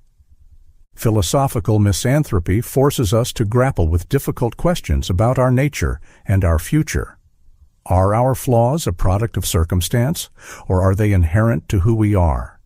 Can we rise above our tendencies toward selfishness, violence, and destruction, or are these traits inseparable from our humanity? These questions are not easy to answer, but they are vital for understanding the human condition. Ultimately, misanthropy in philosophy is not about rejecting humanity, but about holding a mirror to it. It asks us to confront our failures, question our assumptions, and rethink what it means to be human. Whether it leads to despair, hope, or transformation, philosophical misanthropy challenges us to take a hard look at ourselves and consider how we can do better. In doing so, it invites us not to turn away from humanity, but to engage with it more honestly and thoughtfully than ever before. The hedonistic treadmill. Happiness always seems just out of reach. We chase new goals, dream of bigger achievements, and tell ourselves that if we only had more money, more success, more love, we'd finally be content. But when we get those things, the satisfaction fades, and the cycle begins again. This endless pursuit is what psychologists call the hedonistic treadmill, a concept that reveals how our search for happiness often keeps us running in place. The hedonistic treadmill, or hedonic adaptation, refers to our tendency to quickly return to a baseline level of happiness, no matter what happens in our lives. When we achieve something we've long desired, a new job, a raise, a relationship, it brings a surge of happiness. But over time, that excitement fades as we adapt to the change. Similarly, negative experiences, like losing a job or going through a breakup, often cause an initial drop in happiness, but we eventually recover and return to our baseline. This cycle isn't just anecdotal, it's backed by research. Studies have shown that even life-altering events, like winning the lottery or experiencing a serious injury, don't have as lasting an impact on happiness as we might expect. People who win millions often find themselves no happier a year later than they were before. Similarly, those who experience setbacks frequently adapt to their new circumstances and find ways to regain their sense of well-being. This doesn't mean that happiness is impossible to achieve, but it does mean that our expectations about what will make us happy are often misguided. We imagine that external changes, wealth, status, possessions, will transform our lives. But the truth is more complicated. As we adapt to new circumstances, what once felt extraordinary becomes ordinary. The dream house becomes just a house. The dream job becomes just work. This adaptation is part of what keeps us on the treadmill, constantly searching for the next thing that might finally bring lasting fulfillment. The hedonistic treadmill is rooted in human evolution. Our ancestors lived in environments where survival depended on continuous effort. Staying alive required constantly seeking food, shelter, and safety, and those who became complacent were less likely to pass on their genes. This drive for more served us well in the past, but in modern society, it often leaves us feeling unsatisfied. No matter how much we achieve or acquire, it never seems to be enough. Understanding the hedonistic treadmill can help us break free from its grip. One important insight is that material wealth and external success have diminishing returns when it comes to happiness. Research shows that while money can improve well-being up to a certain point by meeting basic needs and reducing financial stress, beyond that, its impact on happiness is minimal. After achieving financial stability, accumulating more wealth doesn't significantly increase life satisfaction. Yet many of us continue to chase it, believing it holds the key to happiness. Another way to step off the treadmill is to focus on experiences rather than possessions. Studies suggest that experiences like traveling or spending time with loved ones bring more lasting happiness than material goods. This is partly because experiences create memories and deepen our connections with others, while possessions tend to lose their novelty over time. Investing in relationships, personal growth, and meaningful activities can bring a sense of fulfillment that material success often fails to provide. Gratitude is another powerful tool for countering the effects of hedonic adaptation. By actively appreciating what we already have, we can shift our focus from what's missing to what's present. Practicing gratitude has been shown to increase happiness, reduce stress, and improve relationships. It reminds us that contentment doesn't come from acquiring more, but from valuing what's already in our lives. Mindfulness also plays a key role in breaking free from the hedonistic treadmill. By cultivating awareness of the present moment, we can learn to appreciate the simple pleasures of life without constantly striving for more. Mindfulness helps us recognize when we're caught in the cycle of wanting and reminds us that happiness is not a destination, but a state of being. While the hedonistic treadmill highlights the challenges of maintaining happiness, it also reveals our resilience. Our ability to adapt to both positive and negative experiences is a testament to the human capacity for growth and recovery. Life will always bring ups and downs, but understanding how hedonic adaptation works can help us approach these fluctuations with greater awareness and balance. The hedonistic treadmill doesn't mean we should stop striving or setting goals. Ambition and progress are essential parts of life. But it does challenge us to rethink why we pursue certain things and whether they truly bring the satisfaction we seek. It invites us to step back and ask whether we're running towards something meaningful or simply running in circles. Ultimately, the treadmill isn't about the things we chase. It's about how we engage with life. By shifting our focus from external achievements to internal contentment, we can begin to move away from the endless cycle of striving and toward a deeper, more lasting sense of happiness. The treadmill may be a part of human nature, but with awareness and intention, we can learn to walk at our own pace, savoring the journey instead of endlessly chasing the finish line. Eco-philosophy. Humanity has built a world that often forgets its roots. Cities rise, resources are extracted, and ecosystems are reshaped, all to serve human needs. But at what cost? Eco-philosophy and deep ecology challenge this way of thinking, urging us to reconsider our relationship with the natural world. They confront the assumption that humans are the center of existence, placing all life forms and ecosystems on equal footing. Eco-philosophy is a broad field that explores the ethical, spiritual, and philosophical dimensions of the environment.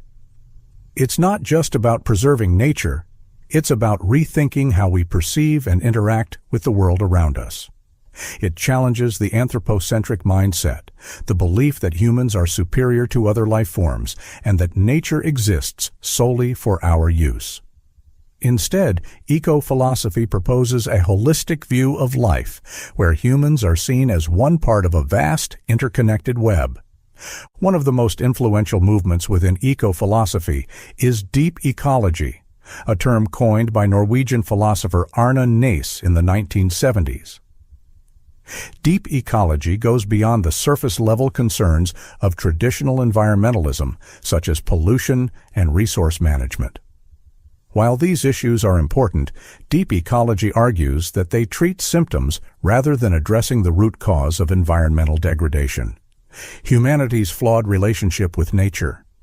Deep ecology asks us to shift from a shallow utilitarian view of the environment to a deeper understanding of the intrinsic value of all living beings. Under this framework, a tree is not valuable because it provides wood or absorbs carbon dioxide. It is valuable simply because it exists. This perspective challenges the exploitative mindset that has driven much of human progress, inviting us to see the natural world as a community to which we belong rather than a resource to be used. At the heart of deep ecology is the principle of biocentric equality, the idea that all living things have an equal right to live and flourish. This doesn't mean humans should abandon their needs or desires, but it does call for a radical reevaluation of our priorities. It asks us to consider the impact of our actions on the entire web of life, not just on ourselves. By recognizing the interconnectedness of all beings, deep ecology seeks to foster a sense of humility and responsibility. The implications of deep ecology are profound. It challenges the economic systems that prioritize growth and consumption over ecological balance.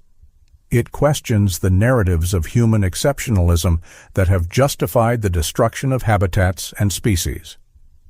And it calls for a transformation in how we approach everything from agriculture to energy production, emphasizing sustainability and coexistence over exploitation. Philosophers and activists within the deep ecology movement often highlight the spiritual dimensions of this perspective. They argue that reconnecting with nature is not just an ecological necessity, but a path to personal and collective well-being. Many indigenous traditions, for example, have long embraced the idea that humans are part of a larger natural order with responsibilities to the land and its inhabitants. Deep ecology draws inspiration from these worldviews, seeking to integrate them into modern environmental thought. Critics of deep ecology sometimes argue that its principles are too idealistic or impractical in a world driven by economic and political interests. They question whether humanity can truly prioritize the needs of ecosystems over its own short-term goals. Others worry that deep ecology's emphasis on biocentric equality could lead to difficult ethical dilemmas, such as how to balance human survival with the protection of other species. These criticisms highlight the tension between deep ecology's vision and the realities of human society. Despite these challenges, deep ecology offers a powerful lens through which to view the environmental crises of our time. It reminds us that the destruction of ecosystems is not just an environmental issue, it is a moral and philosophical failure. By treating nature as a commodity, we undermine the very systems that sustain life. Deep ecology invites us to imagine a different future, one where humanity lives in harmony with the earth, respecting its limits and celebrating its diversity. Eco-philosophy and deep ecology also provide practical guidance for individuals and communities. They encourage local, sustainable practices that reduce harm to the environment. They promote education and awareness about the interdependence of life. And they inspire grassroots movements that challenge the systems and policies driving ecological destruction. These efforts may not solve every problem, but they represent a crucial step toward aligning human activities with the principles of deep ecology.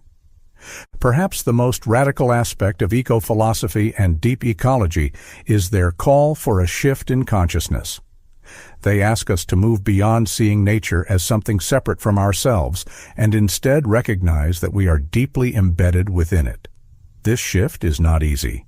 It requires confronting long-held beliefs, rethinking our values, and accepting that humanity is not the pinnacle of life, but one part of a larger whole.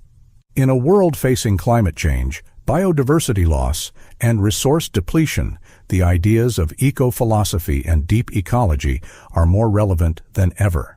They challenge us to look beyond immediate solutions and address the deeper issues at the heart of the environmental crisis. They remind us that the health of the planet is inseparable from our own well-being, and that by caring for the Earth, we are ultimately caring for ourselves. Eco-philosophy and deep ecology may not offer quick fixes, but they provide a vision of what is possible, a world where humanity learns to live within its means, respects the rights of all beings, and finds meaning not in domination, but in connection. This vision is both a challenge and an invitation, calling us to rethink what it means to be human in a world that is infinitely larger and more complex than ourselves. The repugnant conclusion. What if a world filled with billions of people living lives barely worth living is considered morally better than a smaller world where everyone experiences true happiness? This is the unsettling paradox known as the repugnant conclusion, a concept introduced by philosopher Derek Parfit in his book Reasons and Persons. It challenges our deepest intuitions about what makes a world morally good and forces us to confront uncomfortable truths about the way we think about happiness, population, and ethics. The repugnant conclusion emerges from a specific line of reasoning in utilitarian population ethics, which focuses on maximizing total happiness. Imagine a society with a small population of people who all live exceptionally good lives. Now consider adding more people to that society, each with a life that is less fulfilling but still worth living. As the population grows, the average quality of life decreases, but the total amount of happiness increases because more people are experiencing positive lives. If this logic is carried to its extreme, we end up with a world where billions of people live lives of minimal happiness. And yet this world is considered morally better because the total happiness outweighs the lower quality of individual lives. This conclusion is deeply counterintuitive. It seems absurd to suggest that a world where everyone is barely surviving could be better than one filled with deeply meaningful and fulfilling lives. Yet, under a strict utilitarian framework that prioritizes total happiness, this is the outcome. The repugnant conclusion forces us to question whether our moral instincts align with our philosophical principles. One reason the repugnant conclusion feels so troubling is that it reduces lives to numbers. By focusing on the total sum of happiness, it treats people as interchangeable units of value rather than unique individuals with rich, complex experiences. This abstraction ignores the depth and diversity of human life, raising questions about whether happiness can truly be measured in such a simplistic way. Can the joy of a deeply fulfilling life be equated to the shallow contentment of many lives, barely worth living? Philosophers have offered various responses to the repugnant conclusion. Some argue that the problem lies with utilitarianism itself. By focusing solely on maximizing happiness, utilitarianism fails to account for other values, such as fairness, dignity, or the importance of individual flourishing. These critics suggest that we need a more nuanced ethical framework that balances the quantity of happiness with its quality. Others, like Parfit himself, have explored alternative approaches to population ethics. One proposal is the average utility principle, which prioritizes the average level of happiness in a society rather than the total amount. Under this principle, a smaller population with higher average happiness would be considered better than a larger population with lower average happiness. While this approach avoids the repugnant conclusion, it introduces its own set of problems. For example, it might justify actions that reduce the number of people in a society to artificially raise the average happiness, even if doing so causes harm. Another response to the repugnant conclusion is to question whether adding new people to the world has moral value at all. Some philosophers argue that morality should focus on improving the lives of existing individuals rather than creating new ones. This perspective challenges the assumption that bringing more people into existence automatically adds value to the world. It suggests that what matters is not how many people are happy, but how well those who already exist are able to live. The repugnant conclusion also has implications for real-world decisions about population and resources. For example, in discussions about global development, policymakers often face trade-offs between improving the quality of life for a smaller number of people and providing basic needs for a larger population. The logic of the repugnant conclusion could be used to justify prioritizing sheer numbers, even if it results in widespread mediocrity.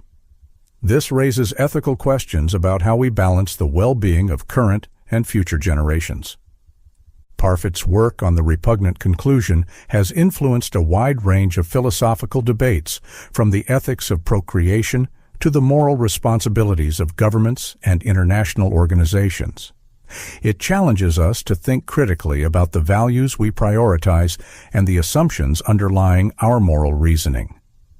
Is happiness an objective measure of a good life, or is it too simplistic to capture the complexities of human experience? How do we weigh the needs of individuals against the needs of the collective?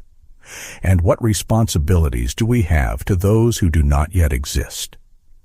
At its core, the repugnant conclusion is not just a paradox, but a mirror that reflects the inconsistencies in our moral thinking. It forces us to confront the tension between our intuitive judgments and the implications of our ethical theories.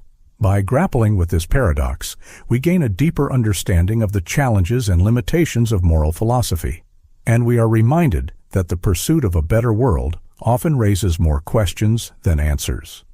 Negative utilitarianism. Imagine a world where the ultimate moral goal is not to maximize happiness, but to minimize suffering. This is the foundation of negative utilitarianism, a striking and controversial ethical framework. Unlike traditional utilitarianism, which focuses on increasing the overall amount of happiness, negative utilitarianism zeroes in on suffering as the central moral issue, arguing that the reduction or elimination of pain should take precedence over the pursuit of pleasure. The roots of negative utilitarianism lie in the recognition that suffering is uniquely powerful. While happiness can enhance life, suffering often imposes a much deeper and more urgent moral demand. A moment of pleasure might be fleeting, but pain, whether physical or emotional, can dominate a person's existence. The philosopher Karl Popper, one of the early proponents of this view, argued that the avoidance of misery and suffering should take priority over increasing happiness because alleviating pain directly improves the quality of life for those who are suffering. Negative utilitarianism challenges us to think critically about the value we place on happiness versus the importance of alleviating pain. In many situations, focusing on reducing suffering seems straightforward and intuitive. Providing food and shelter to those in need, offering medical care to the sick, or addressing mental health crises are clear examples of actions that align with this framework. These interventions directly alleviate suffering and improve well-being. But negative utilitarianism extends beyond individual cases and asks us to think on a broader, even existential scale. One of the more controversial aspects of negative utilitarianism is the implication that, if suffering outweighs happiness in the world, drastic actions might be morally justified to prevent further suffering. For instance, some interpretations suggest that if life itself inevitably brings suffering, the moral thing to do might be to prevent future lives from coming into existence. This idea aligns with anti-natalist philosophies, which argue against procreation on the grounds that it prevents potential suffering. Such arguments force us to confront uncomfortable questions about the nature of existence and the ethics of creating life in a world where pain is unavoidable. Critics of negative utilitarianism often highlight its potential for extreme conclusions. They argue that an obsessive focus on eliminating suffering could lead to moral decisions that overlook the value of happiness, joy, and fulfillment. For example, if one takes the logic of negative utilitarianism to its extreme, it might justify actions that eliminate all sentient life to prevent future suffering, a scenario that raises serious ethical and practical concerns. While most negative utilitarians reject such drastic interpretations, the possibility reveals the tension inherent in the philosophy. Another challenge for negative utilitarianism lies in the complexity of measuring suffering. Pain is subjective and varies greatly among individuals and contexts. What one person finds unbearable, another might endure with relative ease. This variability complicates efforts to apply negative utilitarianism consistently, especially on a societal level. How do we weigh the suffering of different individuals or groups? How do we balance immediate pain against the potential for long-term well-being? Despite these challenges, negative utilitarianism offers valuable insights into ethical decision-making. It pushes us to prioritize the reduction of suffering in situations where resources are limited and difficult choices must be made. In global health, for instance, this framework can guide policies that focus on treating the most severe illnesses or alleviating the most pressing hardships. By centering suffering, negative utilitarianism ensures that the most urgent needs are addressed first, providing a clear moral imperative to help those in the greatest distress. Negative utilitarianism also invites us to rethink our relationship with suffering on a personal level. It challenges the cultural narratives that glorify suffering as a path to growth or achievement, instead emphasizing the moral importance of compassion and care. By recognizing the weight of suffering, we can develop a greater sense of empathy and responsibility toward others, striving to create a world where unnecessary pain is minimized. Ultimately, negative utilitarianism is not about denying the value of happiness, but about recognizing the profound moral urgency of suffering. It calls us to confront the darker aspects of existence with honesty and resolve, reminding us that even small acts of kindness and care can make a significant difference. While the philosophy may raise difficult questions and invite criticism, it also highlights a truth that resonates deeply. Alleviating suffering is a fundamental and deeply human goal, one that transcends cultural and philosophical divides. It asks us not to abandon the pursuit of happiness, but to ensure that, in that pursuit, we do not lose sight of those who are suffering the most. What if having children is the most selfish thing you can ever do? This might sound strange and controversial, but it's a foundation of a philosophy called anti-natalism. To understand, let's start with a thought experiment. Imagine you hold a magical key. This key has the power to bring someone into existence, a brand new person who will experience life in all its glory and its suffering. But here's the catch. The life you create will come with no guarantees. It might be filled with joy and wonder, or it might be marked by unbearable pain and despair. The person you create has no say in whether they want to exist. The decision is entirely yours. Would you turn the key? This question lies at the heart of anti-natalism, a philosophy that argues against creating new life. One of its most prominent thinkers, David Benatar, offers a thought-provoking rationale in his book, Better Never to Have Been.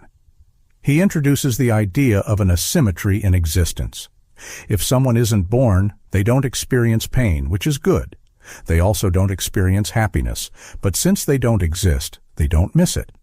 On the other hand, if someone is born, they inevitably suffer, even if they also experience joy. Benatar argues that the avoidance of harm outweighs the potential benefits of pleasure. In his view, the act of creating life is fundamentally unjust because it imposes suffering on someone who had no choice in the matter. But anti-natalism isn't just about philosophical puzzles. It's also rooted in the harsh realities of the world we live in. Think about the countless forms of suffering that exist: poverty, illness, war, and environmental collapse. Even in the most privileged lives, there's heartbreak, anxiety, and the inescapable fear of death. Every new life created is another being thrust into this unpredictable and often cruel theater. Some anti-natalists argue that in a world where suffering is so pervasive, bringing a new person into existence is an act of willful ignorance or selfishness.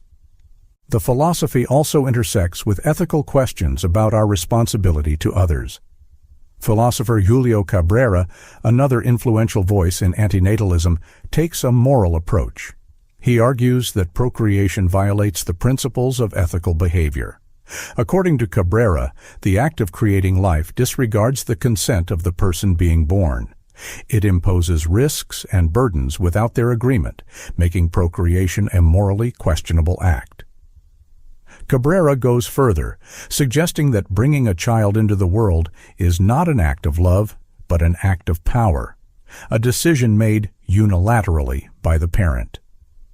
Beyond individual suffering, anti-natalism also addresses the collective impact of human existence. Environmental thinkers like Les Knight, founder of the Voluntary human extinction movement, argue that ceasing human reproduction could be a compassionate choice, not just for humans, but for the planet itself. Knight's perspective is rooted in the undeniable fact that human activity has caused immense harm to the Earth. From deforestation to climate change, the ecological cost of humanity is staggering. Anti-natalists like Knight see a world without humans not as a tragedy, but as a return to balance, a world where nature can thrive without the destructive presence of our species. But what about the joys of life? The laughter of children, the warmth of love, the thrill of discovery. Don't these make existence worthwhile? Anti-natalists would counter that these joys are fleeting, and they are often outweighed by the inescapable pain that life brings. For every moment of happiness, there is the shadow of loss, the weight of uncertainty, and the inevitability of suffering. Even those who find meaning in their lives must confront the harsh truth that their existence will one day end, often in pain or fear. To anti-natalists, the beauty of life does not erase its inherent cruelty. Critics of anti-natalism often accuse it of being too pessimistic, even nihilistic. But many anti-natalists would disagree. They argue that their philosophy is not about hating life or despairing over existence. Instead, it's about compassion. It's about recognizing the immense burden of life and choosing not to impose it on another being. In this sense, anti-natalism is not a rejection of humanity, but a profound act of empathy. Let's return to that magical key. Would you use it, knowing the risks? Would you invite someone into a world where suffering is certain, even if happiness is possible? Or would you choose to leave the key untouched, sparing them the pain and uncertainty of existence? Anti-natalism doesn't demand an answer, it only asks us to consider the question. And in doing so, it challenges one of the most fundamental assumptions of human life, that creating new life is always a good thing. Ephilism. Life is a mistake, not just human life, but all life. The predator hunting its prey, the insect devoured by a larger beast, the endless cycle of birth, suffering, and death. Ephilism, a radical philosophy, doesn't just question human existence. It questions the very fabric of life itself. It asks us to consider an unsettling idea. What if the kindest, most ethical act isn't to sustain life, but to end it? Imagine a factory that's been running for billions of years. It churns out living beings endlessly, each one programmed to fight for survival, experience suffering, and inevitably die. This factory isn't guided by intelligence or purpose. It runs blindly, its only goal being the replication of DNA. This is the process of evolution, the engine of life. Ethicists argue that this machine is fundamentally broken, and worse, it is cruel. Life, they claim, is a mindless system that perpetuates suffering for no higher reason. To understand this, let's look at nature. Picture a lion chasing a zebra. To survive, the lion must kill and eat the zebra. The zebra, desperate to live, flees in terror. But neither animal chose this game. The lion hunts out of hunger, and the zebra runs out of fear. The suffering of one is the survival of the other. Nature's so-called balance is, at its core, a bloodbath. Ethicists see this as not just a tragedy, but as evidence that life itself is inherently flawed. But Ephilism doesn't stop at the natural world. It applies its critique to human life as well. Think about your daily existence. Even in the best circumstances, we are burdened by the inevitabilities of aging, illness, and death. Our joys are fleeting, and our struggles are unending. For every moment of happiness, there are countless moments of frustration, loss, and despair. And this isn't just true for humans. Every sentient being, from the smallest insect to the largest mammal, is caught in the same trap. Ephilism's argument is simple, yet profound. Evolution, the process that brought life into existence, doesn't care about the well-being of the creatures it creates. Its only purpose is to ensure survival and reproduction, no matter the cost. In this sense, life is not a miracle or a gift. It is a relentless cycle of need, pain, and eventual death. Ethilists believe that continuing this cycle is not just pointless, but ethically wrong. Now imagine you're holding a switch. If you flip it, all life in the universe would painlessly cease to exist. No more suffering, no more fear, no more endless struggle. Would you do it? This thought experiment captures the essence of Ephilism.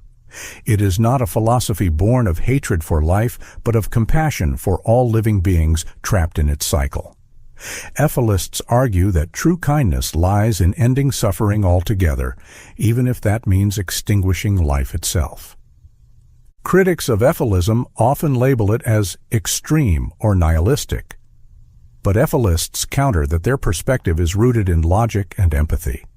They ask, if you wouldn't willingly subject someone to endless pain and hardship, why would you allow the continuation of a system that guarantees suffering for countless beings? For Ethilists, the solution is clear: to stop the factory, to end the machine, to bring life's cruel experiment to a close. It's a perspective that shocks, provokes, and challenges the very foundations of how we view existence. Ephilism doesn't provide easy answers or comforting truths. Instead, it forces us to confront life's harshest realities and ask ourselves an impossible question: is existence worth the cost? Voluntary human extinction movement. Picture a world without humans, no pollution, no deforestation, no species driven to extinction by human activity.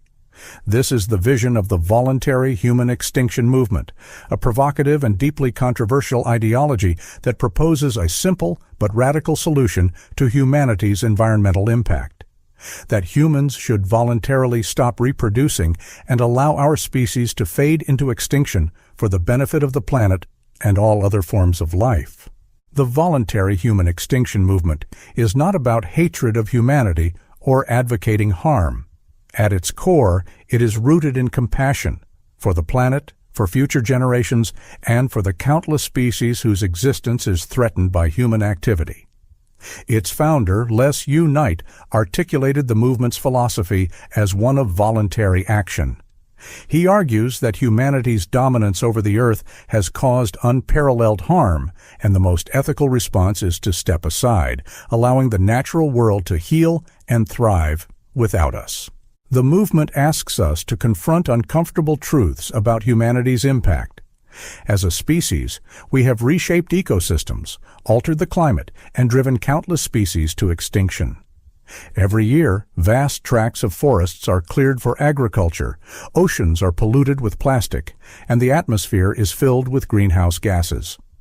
The voluntary human extinction movement suggests that these issues are not just byproducts of mismanagement or inefficiency, but inherent to the existence of a species as dominant and resource-intensive as humanity.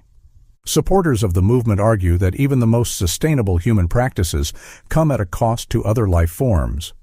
While efforts to reduce our footprint through renewable energy, conservation, and sustainable agriculture are vital, they contend that these measures are insufficient to address the deeper issue: humanity's sheer scale and consumption.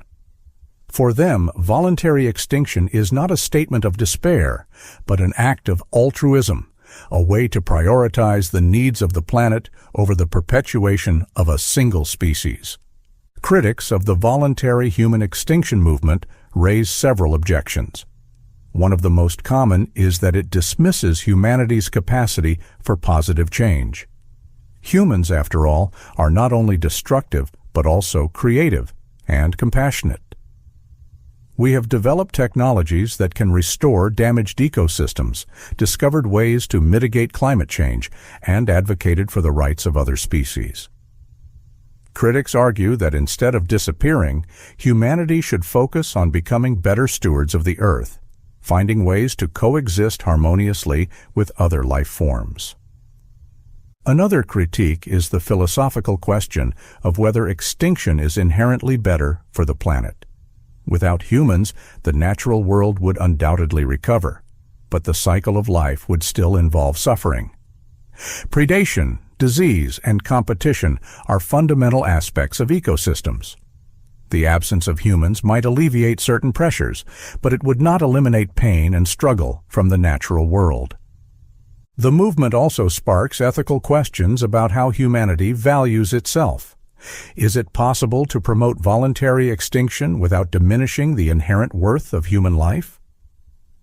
Supporters of the movement believe it is, emphasizing that their philosophy is not about misanthropy or self-hatred, but about recognizing humanity's unique position of responsibility. By choosing not to reproduce, they argue, we acknowledge the power we hold over the planet and make a conscious decision to reduce harm. The voluntary human extinction movement forces us to think deeply about the nature of progress and our place in the world.